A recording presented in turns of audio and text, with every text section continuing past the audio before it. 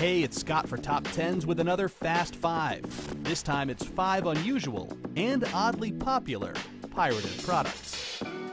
A wise man once said, "Piracy is often a pricing issue, not a servicing issue." In short, people pirate things not because they don't want to pay for them, but because the legal avenue to obtain them is unnecessarily obtuse or customer unfriendly. With that in mind, here are 5 amusing stories about lesser known but oddly popular items that have found themselves being pirated over the last few years. Number 5. The Green Lantern movie was searched for more in 2011 than porn. If there's one thing it's not hard to find on the internet, it's images and video of people doing the horizontal hug. Pornography is ubiquitous online and remains one of the internet's most traded and oft-pirated forms of media, except for in 2011, when more people wanted to watch that terrible live-action Green Lantern movie. To explain, according to a collated list of the 100 most searched-for items on a popular torrent site throughout all of 2011, more users searched the words Green Lantern that year than they did the word porn, along with apparently being more popular than the most generic search term to find pictures of boobs online that we can think of. Green Lantern was sought out by pirates more often than even objectively better content that came out that same year, like Captain America: The First Avenger or Breaking Bad. Then again, maybe the reason pirates torrented the Green Lantern movie so much is because they didn't feel it was worth paying for. Hell, we wouldn't blame them. We paid to see that movie and wish we could have that money back every time we don't have enough change to buy a soda. Number 4. The most commonly pirated ebooks are about being better at sex, Photoshop, and math. Thanks to the rise of electronic reading devices like the Kindle, it's possible to download, and perhaps more pertinently to this article, pirate your favorite books. Meaning that yes, we live in an age where it's possible to illegally download 18,000 copies of the Bible if you really felt like it. Like most things online, sites on which it's possible to illegally download ebooks meticulously track what users are doing, and the results are actually kind of fascinating. For example, in 2011, it was found that the 10 most torrented ebooks by users of the Pirate Bay included 2 books about using Photoshop and 3 books detailing how to be better at sex, neither of which seems all that surprising at first. However, inexplicably sandwiched between these things on the list is a book titled 101 Shortcuts in Maths Anyone Can Do. A book that, as far as we can tell, detailed neither how to blow a woman's mind in bed or better use radial gradients. Meaning maybe, just maybe, it was torrented purely for the benefit of learning something interesting, but ultimately useless in real life. Speaking of which, number 3, people love pirating college textbooks. There are hundreds of horror stories about the ever-rising cost of college textbooks floating around the internet. From students having to pay hundreds of dollars to buy a book their professor wrote, to textbooks being reprinted every year just to force students to buy them again. Most sources are in agreement that college textbooks simply cost too much, but few offer a solution to the problem. Or should we say, few offer a legal solution to the problem. Because many students have found that pirating a textbook they're going to use for one class is a preferable alternative to eating nothing but ramen for a whole semester.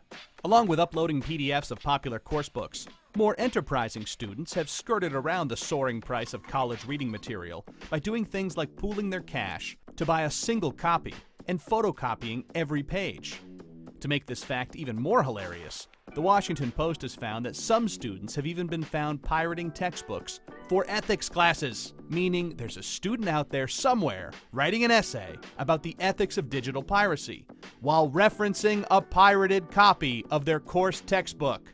The only way to make submitting that essay a bigger slap in the face for the professor would be to position the printer over their sleeping face and replace the paper in it with slices of wet ham. Number 2. Pirated cable boxes offer better service than actual cable companies. Online streaming services have been collectively kicking the cable industry in its aging, graying sack for a while now. And for the most part, cable companies have done nothing to try and compete with the superior service they can provide. For example, a common complaint about cable companies is that they refuse to offer a la carte programming, basically the option to pick and pay for only 1 or 2 channels that you actually want, and have repeatedly insisted that this isn't possible. which is weird because the people pirating their service do exactly that.